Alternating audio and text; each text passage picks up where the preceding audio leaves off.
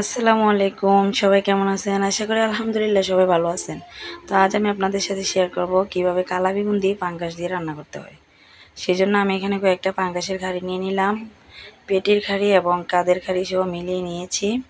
তো এটাকে আমি নুন হলুদ মাখিয়ে সুন্দর করে চুলায় একটা কড়াই বসিয়ে ওখানে আমি কিছু সয়াবিন তেল দিয়ে তেলটা ভালো করে গরম হয়ে গেলে আমি ওখানে দিয়ে দিব হচ্ছে পাঙ্গাস মাছ। একে একে সবগুলা মাছ দিয়ে দিব এখানে। দিয়ে দেওয়ার পরে মাছগুলা এক পিঠ হয়ে গেলে দেখেন এভাবে সুন্দর করে উল্টে দিতে হবে যাতে মাছগুলা না ভাঙে। তো এইভাবে সুন্দর করে ভাজতে হবে। আর হচ্ছে গ্যাস আমি লাকড়ি চুলায় রান্না করি। আপনারা কারা কারা লাকড়ি চুলায় রান্না করে খান অবশ্যই কমেন্ট বক্সে জানাবেন।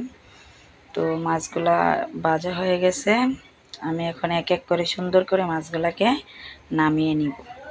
নিয়ে ওই কড়াইতে ওই তেলের মধ্যে আমি বেগুনগুলো সুন্দর করে দিয়ে দিব।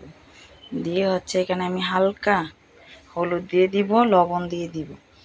দিয়ে আমি সুন্দর করে বেগুনগুলোকে লাল লাল করে ভেজে নিব। এই যে দেখতেই পাচ্ছেন বেগুনগুলো কত সুন্দর হচ্ছে। যেহেতু এটা বেগুন তেলের মধ্যে দিয়েছি তাড়াতাড়ি ভাজা হয়ে গেছে। আমি বেগুনগুলো সুন্দর করে নামিয়ে ওই কড়াইয়ের মধ্যে 2টা পেঁয়াজ কুচি 4-5টা কাঁচামরিচ ফাড়ি করে নিয়ে দিয়ে দিলাম। দিয়ে দেওয়ার পরে আমি সুন্দর করে এগুলাকে নাড়তে থাকবো যতক্ষণ পর্যন্ত পেঁয়াজগুলা ব্রাউন কালারের না হয়। তো দেখতে পাচ্ছেন আমার পেঁয়াজগুলো এখন ব্রাউন কালার হয়ে আসতেছে। এই যে দেখেন এরকম কালার হয়ে যাওয়ার পর আপনারা হালকা পানি অ্যাড করে দিবেন। তারপর লবণ, হলুদের গুঁড়ো, মরিচের গুঁড়ো দিয়ে সুন্দর করে কিছুক্ষণ কষিয়ে নেওয়ার পরে দেখেন কষানোটা যখন এরকম হয়ে আসবে এই পর্যায়ে আপনারা বেগুনগুলা দিয়ে দিবেন। বেগুন দিয়ে দেওয়ার পরে কিছুক্ষণ নেড়ে ছেড়ে ঢাকনা দিয়ে ঢেকে দিবেন। যেহেতু এটা বেগুন সিদ্ধ হতে আমাদের বেশি সময় লাগবে না, তারপর একটু কষিয়ে নিলে ভালো, কষানি তরকারির স্বাদই আলাদা হয়।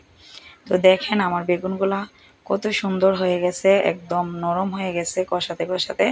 এখন আমি দিয়ে দিব তরকারিতে পরিমাণ মতো এখানে পানি অ্যাড করে দিবেন।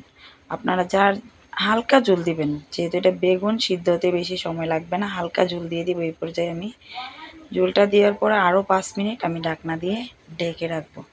দেখেন এই পর্যায়ে কি সুন্দর একটা কালার চলে আসছে, বেগুনটা দেখা যাচ্ছে একদম সিদ্ধ হয়ে নরম হয়ে গেছে। এখন আমি এর মধ্যে ধনিয়া পাতা দিয়ে দিব। আমার ধনিয়া পাতাগুলো ছিল ডিপ ফ্রিজে রাখা, এই জন্য কালারটা এরকম দেখা যাচ্ছে। তো ধনিয়া পাতা দেওয়ার পরে আমি এখানে মাছ দিয়ে দিলাম। মাছটা দিয়ে ঢাকনা দিয়ে ঢেকে আরও 2-3 মিনিট রেখে দেওয়ার পরে এই যে দেখেন কত সুন্দর হয়ে গেল বেগুন দিয়ে পাঙ্গাস রান্না। আপনারা অবশ্যই ট্রাই করবেন। আল্লাহ হাফেজ।